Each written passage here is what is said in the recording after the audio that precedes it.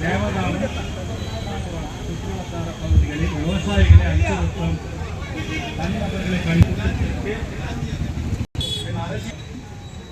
மாவட்ட துணைச் செயலாளர் பாசத்திற்குரிய அண்ணன் விஜயநாதன் அவர்களே, மாவட்ட அவைத்தலைவர் அக்கோமணி அவர்களே, ஆட்சியில் இருக்கின்ற அதிமுகவும் கண்டுக்கல, திமுகவும் கண்டுக்கல, யாருமே கண்டுக்கல. ஆனா அந்த கோவிலுக்காக அவர் ஒரு 4-5 வருஷம் போராடி அறநிலையத்துறை அரசாங்கத்துக்கு கொண்டு போனாங்க. இது சட்டப்படி பார்த்தா அவருக்கு காவல்துறை என்ன பண்றாங்கன்னு தெரியல. ஒரு பொம்பளைய போய் நன்கு போய் நிற்கிறாங்க. பொம்பளைய எவன் அடிச்சாங்க, சூடு சோர்ந்து எவனை திருப்பி அடிப்பான்.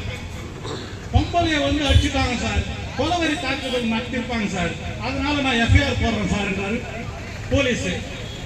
ஏன் அவர் கொண்டாட்டி யாராவது இருக்காங்கண்ணா போமா இன்னொரு தடவை இருப்பாருன்னு சொல்லுவாரா? காவல்துறை சொல்லுமா? அவங்க வீட்டுக்கு ஒரு நியாயம், போய் இவருக்கு ஒரு நியாயமா?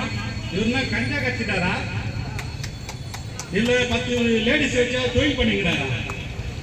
சம்பந்தப்பட்டவன் கள்ள நோட்டு அடிச்சு குடிச்சு அவனை பேப்பர்ல போட்டு கீழ்னு கீச்சாங்க. அது தெரியல.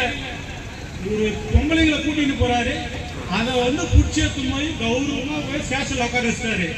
வர வேண்டியவர் வந்தாரு, எஃப்ஐஆர் போடல, பெட்டிஷன் வாங்கிக்கின்னு நீ வீட்டுக்கு போ தெளிவா, நாங்கள் வீட்டை பாத்துக்கிறோம்.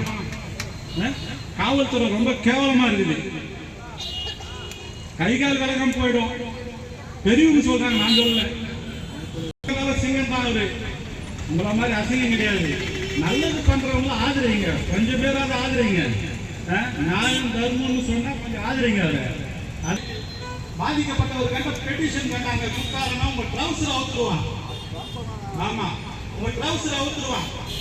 நீங்க இங்க ஏதோ 5-10 பிச்சை எடுத்துக்கணும். இந்த மாதிரி அவர் சூ தைக்கிறாரு, அவரு பிச்சை தரனால ஒரு நியாயம் இருக்குது. நான் சூ தைக்கிறாரு, நீ நல்லா காய்ச்சி சாய்ச்சி போட்டு வச்சுக்கிற, நல்லா துட்டு வாங்குற, நீ பிச்சை எடுக்கிற. நியாயத்தோட கட்டுப்படுத்து நடங்க, பொதுமக்களுக்கு பாதுகாப்பு கொடுங்க.